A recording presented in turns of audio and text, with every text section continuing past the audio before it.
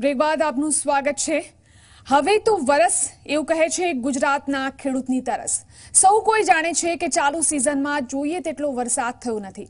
શહેરી વિસ્તારમાં તેની કોઈ અસર ભલે ન જણાતી હોય, પરંતુ ગુજરાતના ગામડામાં રહેલા ખેડૂતોનો એક દિવસ એક વર્ષ જેવું જાય છે, કારણ કે ખેતરનો પાક સુકાઈ રહ્યો છે। ક્યાંક તો વાવેતર જ નથી થયું, તો ક્યાંક પશુઓને શું આપવું તે માટે ખેડૂતો ચિંતામાં છે, કારણ કે ઘાસચારો નથી, સિંચાઈ માટે પાણી નથી, છે તો બસ આંસુઓનું સિંચન। બાકીના લોકોના દિવસો ભલે મોજમાં પસાર થતા હશે, પરંતુ ગુજરાતના ખેડૂતોના હાલ અત્યારે ચિંતાજનક છે। આખરે ક્યારે બુજાશે ખેડૂતોની આ તરસ? આવો જોઈએ અમારી વિશેષ પડતાલ તરસતો તાપ।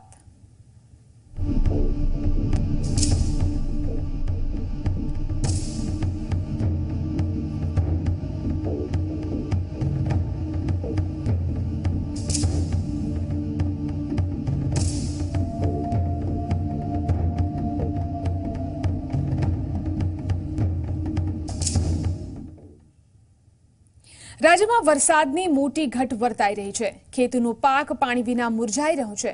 અલગ અલગ જિલ્લામાં વરસાદની સ્થિતિની જો વાત કરીએ તો કચ્છ જિલ્લાની અંદર 1988 થી 2017 સુધી દર વર્ષની એવરેજ જોઈએ તો 17 ઇંચ વરસાદ પડતો હોય છે, પરંતુ કચ્છ જિલ્લામાં આ વર્ષે માત્ર 5 ઇંચ વરસાદ નોંધાયો છે।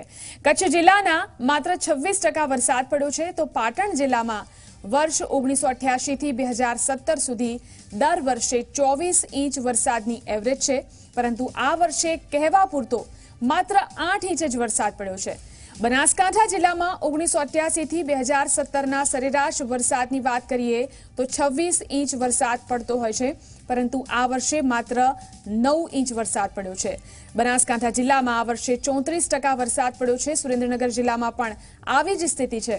સુરેન્દ્રનગર જિલ્લામાં વર્ષ 1988 થી 2017 સુધી વરસાદની એવરેજ 24 ઇંચ રહી છે, પરંતુ આ વર્ષે અહીં પણ માત્ર 10 ઇંચ વરસાદ નોંધાયો છે।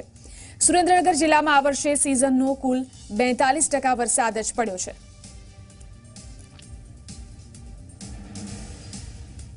તો સુરેન્દ્રનગર જિલ્લામાં વરસાદ ઓછો પડ્યો છે। સુરેન્દ્રનગર જિલ્લામાં વર્ષ 1988 થી 2017 સુધીમાં વરસાદની એવરેજ 24 ઇંચની છે, પરંતુ આ વર્ષે આ જિલ્લામાં 10 ઇંચ વરસાદ નોંધાયો છે। સુરેન્દ્રનગર જિલ્લામાં આ વર્ષે સિઝનનો માત્ર 42% વરસાદ જ પડ્યો છે।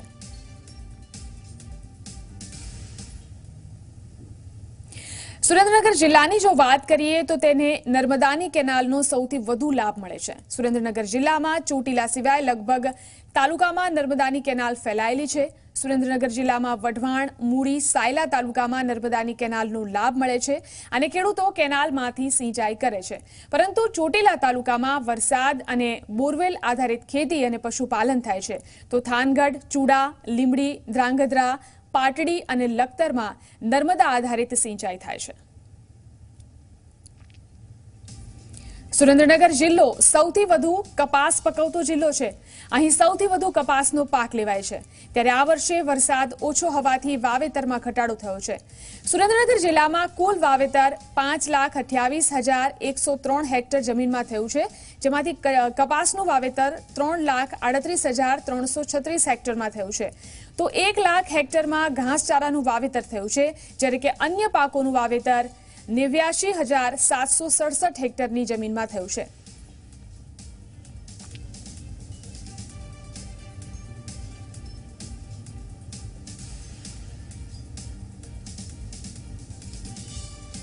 તો સુરેન્દ્રનગર જિલ્લામાં આ વર્ષે માત્ર જ્યારે 10 ઇંચ જેટલો જ વરસાદ પડ્યો છે, ત્યારે અહીંના ખેડૂતોની કેવી સ્થિતિ છે અને કેવી કફોડી સ્થિતિમાં તેઓ અત્યારે જીવી રહ્યા છે, આ વિશે વાતચીત કરવા માટે સત્યમ હંસોરાએ ખેડૂતો સાથે ખાસ વાતચીત કરી।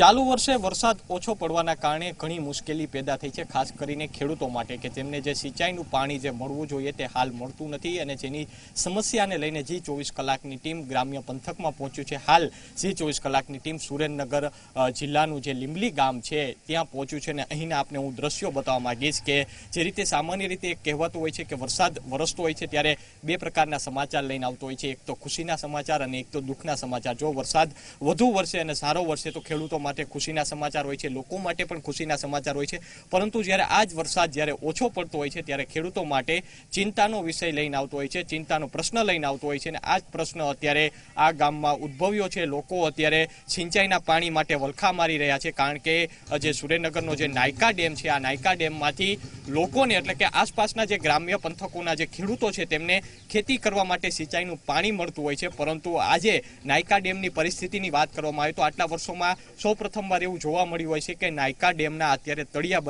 બતાઈ રહ્યા છે અને જેનું એકને એક માત્ર કારણ છે કે વરસાદ નથી આ વર્ષે પડ્યો। અહીં ગામ લોકોની સમસ્યા જાણવા માટે ઝી 24 કલાકની ટીમ અહીં પહોંચી છે, લોકો પણ અહીં જોવા મળી રહ્યા છે। આપ શું કહેશો કે સિંચાઈના પાણી માટે વલખા મારી રહ્યા છો આપ, ખાસ કરીને જે નાયકા ડેમમાં જે પાણી હોવું જોઈએ, જે આપવું જોઈએ તે અપાણું નથી અને એના કારણે આપ અત્યારે મુશ્કેલીમાં મુકાણા છો, શું કહેશો?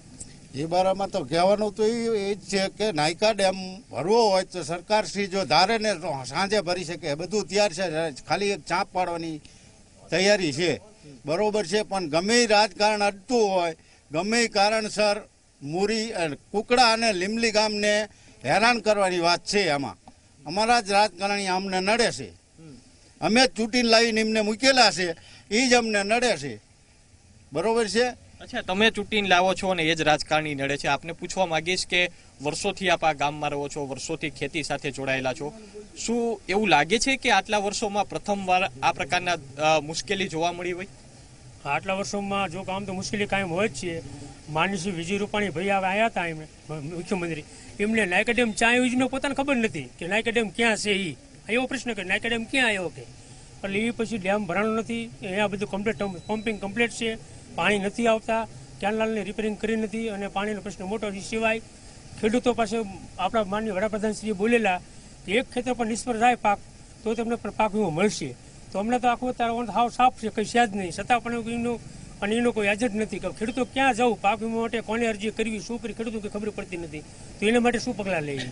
અચ્છા, હું આપને પૂછવા માંગીશ કાકા, કઈ રીતની સમસ્યા આ ગામમાં છે અત્યારે હાલ?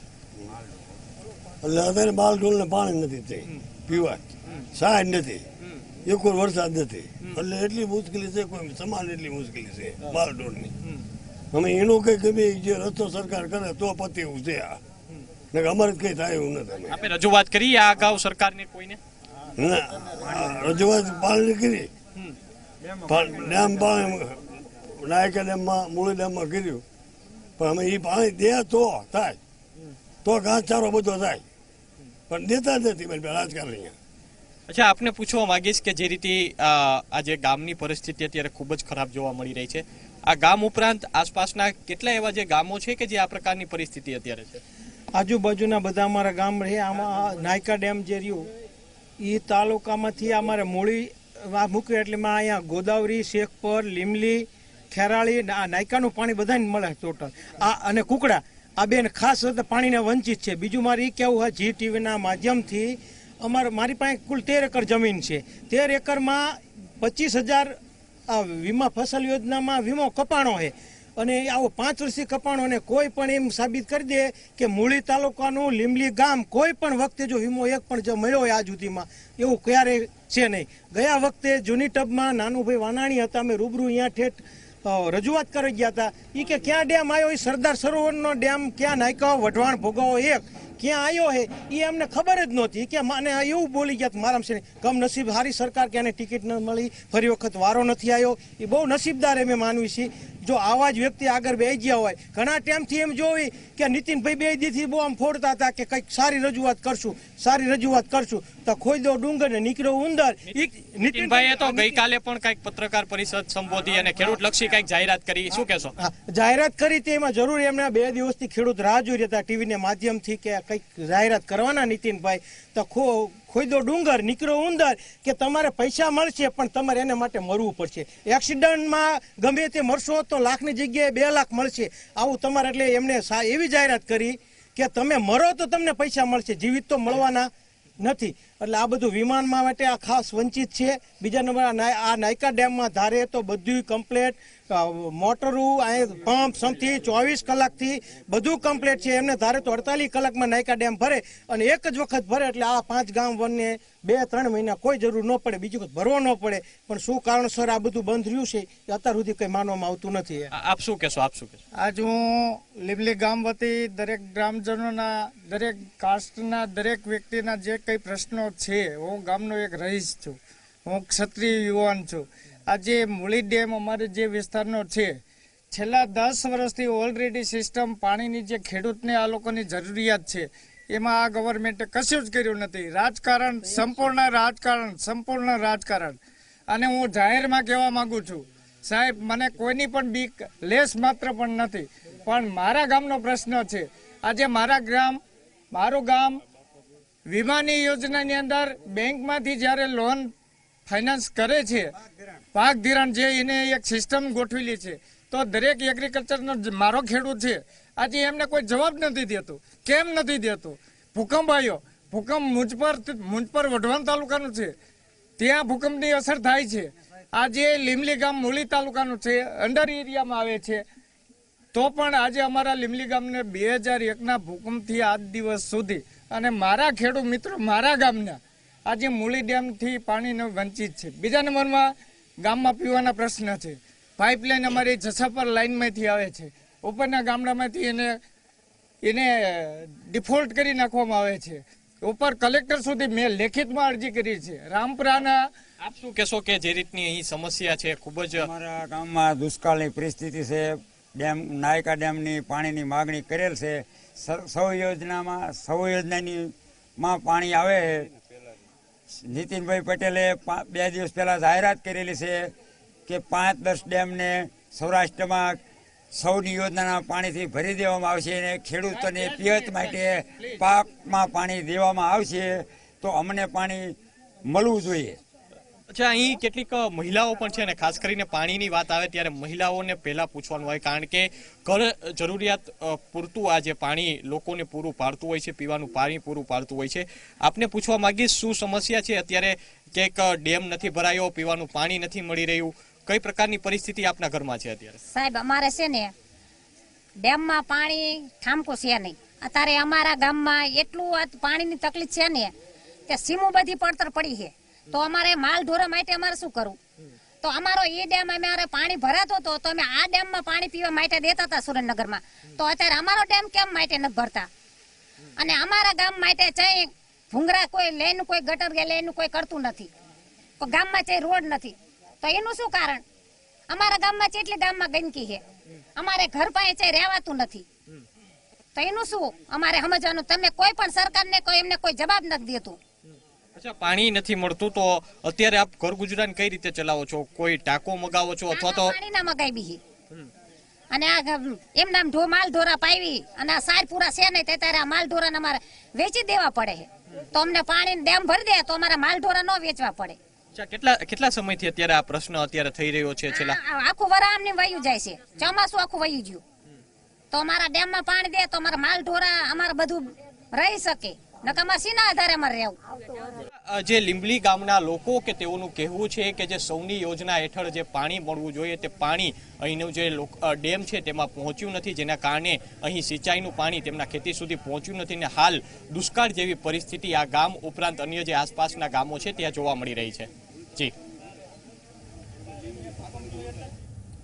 તો Zee24 કલાક દ્વારા જે અભિયાન શરૂ કરવામાં આવ્યું છે, સુરેન્દ્રનગરના લીંબડીના ખેડૂતો સાથે વાત કરવામાં આવી અને ત્યાંના ખેડૂતોની જે વ્યથા છે તે સાંભળવામાં આવી. આવી જ રીતે આખો દિવસ આ અભિયાન ચાલુ રહેશે. આ મેરેથોન કવરેજ ગ્રાઉન્ડ ઝીરો પરથી તમને સતત બતાવતા રહીશું.